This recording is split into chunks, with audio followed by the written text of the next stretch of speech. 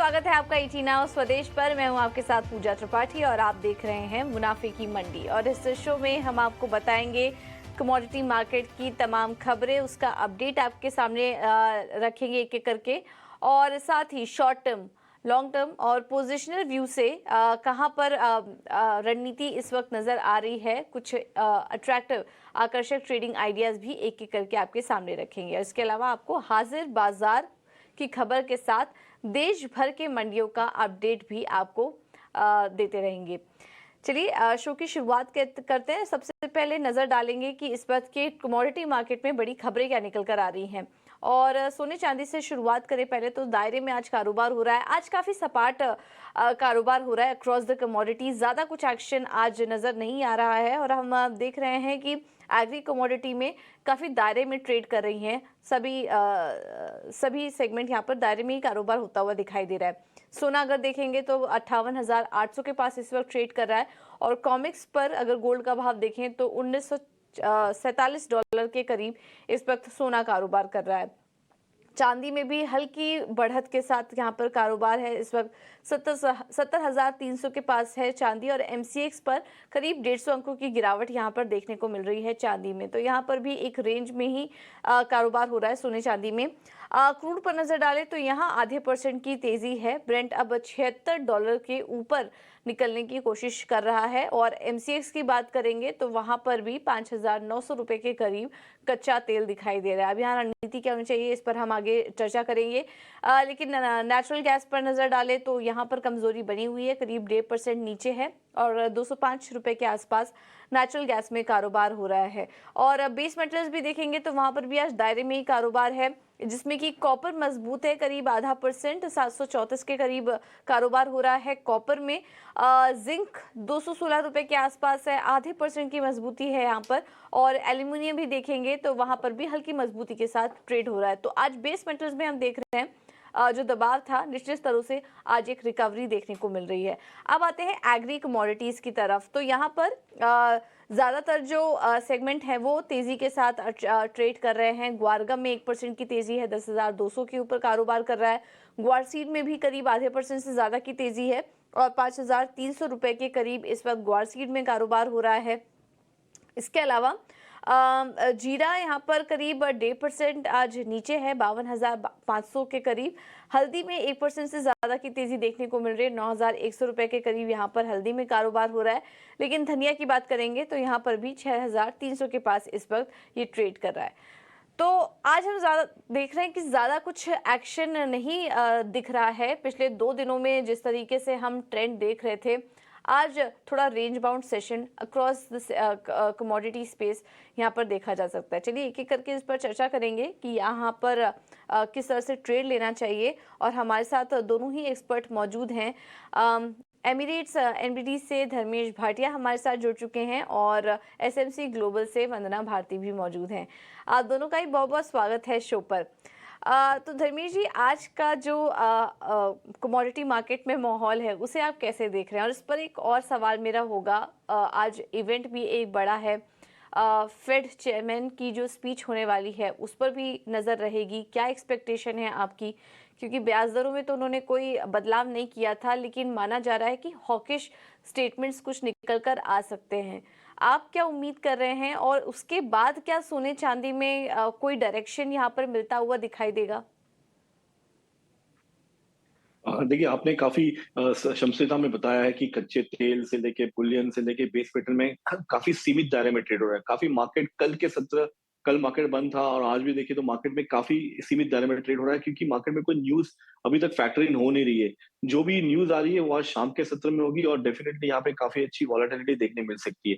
But बहरहाल कल के सत्र में शाम को काफ़ी अच्छा गिरावट देखने मिला था प्राइस में, specially on the Boolean side. सोना और चांदी काफी अच्छा गोता लगाया था कल के सत्र में, ऑलमोस्ट 3% की गिरावट देखने मिली है। तो ये ऑलरेडी मार्केट में फैक्टर इन है कि अभी आगे जाके रेट्स हाइक होने वाले हैं।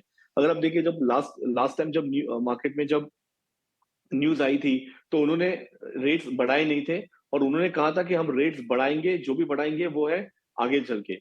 तो मेरे हिसाब से ये जो 2 रेट्स जो हाइक होने वाले हैं आगे जाके, उसकी जो बहरहाल मोमेंटम है वो बुलियन साइड में थोड़ी नेगेटिव हो सकती है, क्योंकि प्राइस यहाँ पे दबान आ सकता है और यही हुआ प्राइस में स्पेशली चांदी $24 से $23 हो गई, और सोने की बात करें तो ऑलमोस्ट 1975 $1980 से 1925-35 पे आके संभल गया है। डोमेस्टिक मार्केट में भी आप देखिए तो प्राइस ऑलमोस्ट चांदी की बात करें तो 70,000 पे आके आ चुका है, जो 72,000 के लेवल्स पे था, तो उसमें भी अच्छा खासा गोता लगाया है प्राइस में। तो मैं एक्सपेक्ट करता हूँ कि प्राइस में यहाँ से और प्रेशर आने वाले समय में देखने मिल सकता है। स्पेशली डॉलर इंडेक्स में मैं काफी बुलिश हूँ। मैं एक्सपेक्ट करता हूँ कि डॉलर इंडेक्स में यहाँ पे तेजी आ सकती है, और ये जो तूल है ये 104 105 की तरफ बढ़ सकता है। तो अगर ये होता है तो गोल्ड आप देख सकते हैं, गोल्ड 58,000 की तरफ बढ़ेगा, और चांदी 68,000 68,500 की तरफ बढ़ सकता है। तो सोने और चांदी में मैं छोटी अवधि के लिए आपको बिकवाली की सलाह दूंगा। मैं एक्सपेक्ट करता हूँ कि उछाले पे बिकवाली करके आप चल सकते हैं। ठीक है, तो ये तो बात हुई छोटी अवधि की। अगर किसी को ट्रेड लेना है और कुछ इवेंट्स भी आ रहे हैं, खैर बहुत बड़े तो इवेंट्स नहीं है, लेकिन आज शाम को जैसा कि अभी धर्मेश जी बता रहे थे कि वो इवेंट होगा, उसके पहले थोड़ा उतार चढ़ाव शाम तक एक्सपेक्टेड है। तो उसको देखते हुए आप अभी फिलहाल सोने चांदी में बिकवाली करने का ट्रेड ले सकते हैं। उसको यहाँ पर इस रेंज को प्ले करने की कोशिश कीजिए। लेकिन वरना आपसे हम समझना चाहेंगे, जैसा कि हम अभी बात भी कर रहे थे कि अभी तो फिलहाल फेड के ही फेड चेयरमैन की तरफ से जो बयान है वो काफ़ी क्लोजली वॉच किया जाएगा ग्लोबली भी, और कमोडिटी मार्केट भी इसको काफ़ी क्लोजली वॉच करेगा।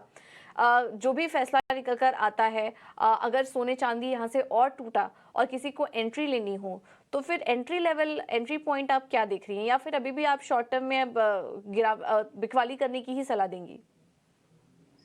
जी पूजा, यहाँ पे मैं बिकवाली की सलाह दूँगी, क्योंकि टेक्निकल चार्ट्स भी यहाँ पे इंडिकेट कर रहा है कि एक यहाँ पे करेक्शन जो है वो ड्यू है गोल्ड में भी और सिल्वर में भी। और जो फंडामेंटल्स है वो भी बोल रहे हैं कि 2 इंटरेस्ट रेट हाइक अभी होना है, और ऑलमोस्ट ये हमारा जो first half of the year है ये बीत चुका है। तो 6 महीने में 2 इंटरेस्ट रेट हाइक होगा, प्लस यहाँ पे लग रहा है कि डॉलर इंडेक्स में इससे इसकी वजह से 102 के लेवल से एक अपसाइड देखने को मिल रहा है। 106 तक इस बार 2023 में मुझे लग रहा है कि जा सकता है।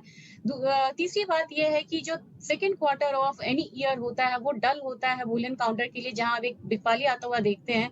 लेकिन इस बार चीजें ऐसी थी, ट्रिगर्स ऐसी थी कि इस बार बहुत ज्यादा करेक्शन नहीं हुआ है। मुझे लगा है कि चीजें यहाँ पे थोड़ी से नॉर्मलाइज होंगी और एक करेक्शन यहाँ पे ड्यू बन रहा है।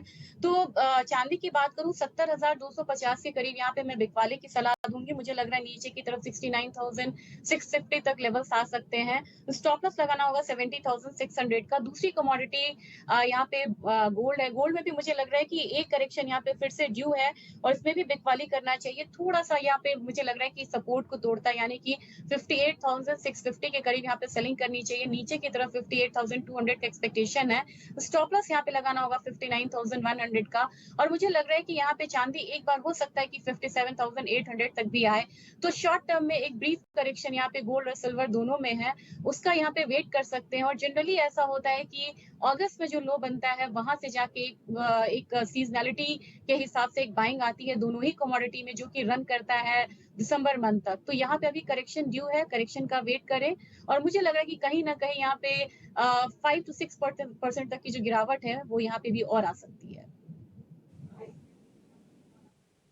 तो 5 से 6% की गिरावट अभी और आ सकती है, और अगस्त के बाद जब थोड़ी स्थिति स्टेबल होंगी उसके बाद यहाँ पर खरीदारी करने का व्यू बन रहा है, और उसके बाद दिसंबर तक एक तेज़ी के लिए आप एंट्री कर सकते हैं सोने में। लेकिन फिलहाल खरीदारी करने के, तेज़ी करने के कोई लेवल्स दिखाई नहीं दे रहे हैं। यहाँ से गिरावट ही नज़र आ रही है सोने चांदी दोनों ही मेटल्स में। चलिए, ये तो एक क्लियर कट रणनीति समझ में आ गई कि फिलहाल तेज़ी करने की राय दोनों ही एक्सपर्ट नहीं सुझा रहे। अब आगे बढ़ते हैं और बात करते हैं क्रूड के फंडामेंटल्स पर। क्रूड भी दायरे में ही कारोबार कर रहा है इस वक्त। अगर हम देखें ब्रेंट क्रूड एमसीएक्स पर कच्चा तेल करीब करीब 1% की तेजी के साथ यहाँ पर कारोबार कर रहा है, और 5,870 के ऊपर है इस वक्त, करीब 52 अंक ऊपर। और अगर ब्रेंट क्रूड की बात करेंगे तो वो $77 के पास इस वक्त ट्रेड कर रहा है। तो 76 के लेवल्स को भी यहाँ पर ब्रीच कर चुका है। कुछ समय तक तो हम देख रहे थे कि चीन में जो दिक्कतें चल रही थी, स्लो डाउन की खबर आ रही थी, उसका इम्पैक्ट बना हुआ था, बट आज वहाँ से एक रिकवरी है। धर्मेश जी, ये रिकवरी कितनी सस्टेनेबल है, क्योंकि चीन में तो कंसर्न बना ही हुआ है, उसका इम्पैक्ट हम देख रहे हैं। इसके अलावा ईरान और यूएस से भी सुनने में आ रहा है कि सप्लाई वहाँ से भी तेज़ हुई है। तो ये जो तमाम फैक्टर्स हैं, क्या ये क्रूड में तेजी को टिकने देंगे या फिर ऊपरी स्तरों से आप यहाँ पर बिकवाली करने की राय देंगे? किस तरह से ट्रेड लें और क्रूड के फंडामेंटल्स कैसे नजर आ रहे हैं आपको? देखिए, कच्चे तेल की बात करूँ तो मैं कच्चे तेल में काफ़ी विपरीत हूँ, मैं काफ़ी बुलिश हूँ इस माहौल में। स्पेशली अगर आप देखिए, तो जब-जब कच्चा तेल 70 के नीचे आता है, तब-तब आप देखिए कि ओपेक अपनी प्रोडक्शन कट करती है और प्राइस को स्टेबल कर देती है। मैं मीना रीजन में रहता हूँ, अगर आप देखिए तो मैं जीसीसी में हूँ और यहाँ पे जो ब्लड लाइन है वो कच्चा तेल है, इसकी वजह से यहाँ पे इकोनॉमी काफ़ी सर्वाइव होती है। तो अगर आप वोलेटिलिटी देखें तो प्राइस में काफ़ी सीमित दायरे में ट्रेड हो रहा है, प्राइस एकदम नैरो डाउन हो चुका है। 5,600 से लेके 6,000 का दायरा है, मार्केट इसी दायरे में कंटिन्यूअस ट्रेड हो रहा है। अंतर्राष्ट्रीय मार्केट की बात करें तो 70 से 74 डॉलर मैक्सिमम जाता है, वहाँ से रुक जाता है। तो ये काफ़ी एक नॉर्मल सिनेरियो हो चुका है। बट अगर आप देखिए तो जब ओपेक अगर अपनी प्रोडक्शन कट करती है, तो नॉन ओपेक को भी फायदा होता है क्योंकि ये स्टेबिलिटी प्राइस में देखने मिल रही है।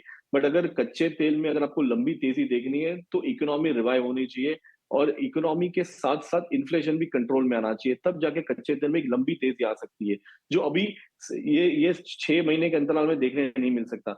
जो भी फैक्टर इन है प्राइस में, अगर आप देखिए प्राइस इतने ऊपरी स्तरों पर सस्टेन हो रही है, ये सप्लाई को रोकने की वजह से हो रही है। अगर थोड़ी सी इकोनॉमी सर्वाइव हो गई और रिवाइव हुई स्पेशली चाइना के साइड से, तो आप देख सकते हो कि कच्चे तेल में काफी अच्छी तूल बैठेगी और प्राइस यहाँ से फिर से $80 के पार हो सकता है। तो बाय साइड में रहने की मेरी डिप में रिकमेंडेशन रहेगी।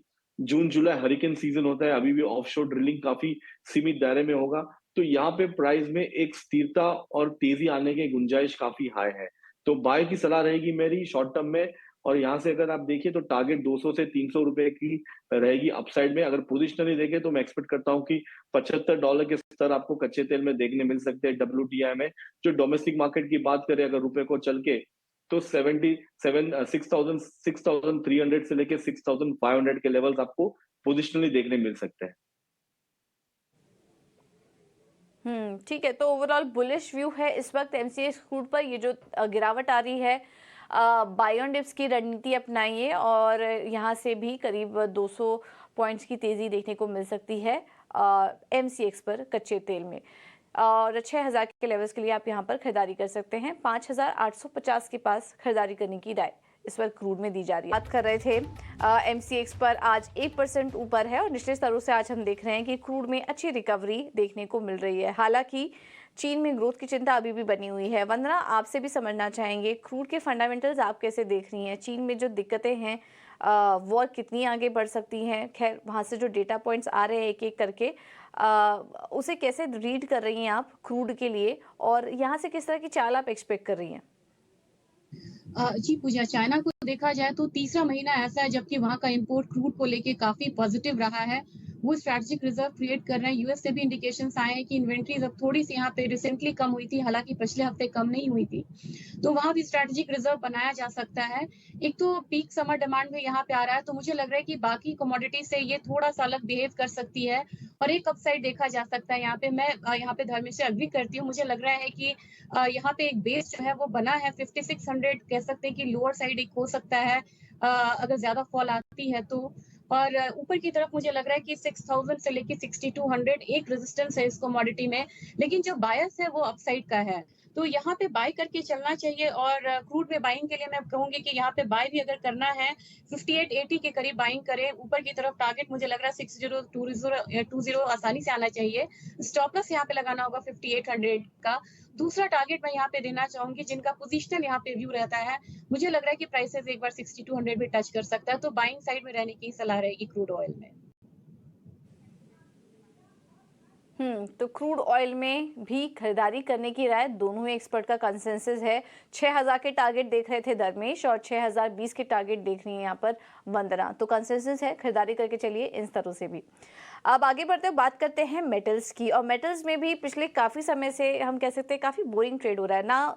डिसाइसिवली नीचे जा रहा है, बहुत ज़्यादा गिरावट भी नहीं दिख रही है, और जब चलता भी है तो वहाँ पर भी अपसाइड भी बहुत ज़्यादा कुछ एक्शन नज़र नहीं आ रहा है। तो काफ़ी समय से मेटल में भी एक रेंज बाउंड ही ट्रेड दिख रहा है। धर्मेश, आपका क्या कहना है मेटल स्पेस को लेकर, और कहीं ट्रेड करना हो तो क्या सलाह देंगे आप? देखिए, अगर आप मेटल बेस की बात करें तो मैंने और वंदना ने काफी बार एक ही मेटल पे ज्यादा फोकस किया है, वो है जिंक। देखिए जिंक और एल्यूमिनियम ऑलमोस्ट सिमिलर प्राइस पे आ चुका था। अगर आप देखिए लास्ट 3 से 4 महीने की अगर आप प्राइस वोलेटिलिटी देखें तो जिंक ऑलमोस्ट 300 रुपए की कमोडिटी ऑलमोस्ट 200 रुपए पे आ गई है। तो काफी डिस्काउंटेड है और मैं रेकमेंड करूंगा कि आपको अगर शॉर्ट टू मीडियम टर्म अगर आपको निवेश करना है और अपनी पोजीशन बिल्डअप करनी है तो जिंक जैसे कमोडिटी में आप निवेश करके चल सकते हैं। थोड़ी भी अगर मार्केट में स्थिरता आई और अगर थोड़ी सी मार्केट ने तूल पकड़ा specially on the China side तो ये कमोडिटी 240 250 हो सकती है। तो मैं सलाह दूंगा कि आप जिंक में बाय करके चल सकते हैं। डाउनसाइड रिस्क काफी लिमिटेड है बट अपसाइड प्रॉफिट काफी हाई रहेगा। तो ये एक अच्छा फायदे का सौदा रह सकता है। दूसरी मेरी कमोडिटी कॉपर में रहेगी। अगर आप देखें कॉपर का भी लास्ट 1 साल का अगर आप डेटा देखें तो ये 700 से 800 रुपए के दायरे में ही ट्रेड हो रही है। इसमें ज्यादा कोई मूव नहीं आ रहा है।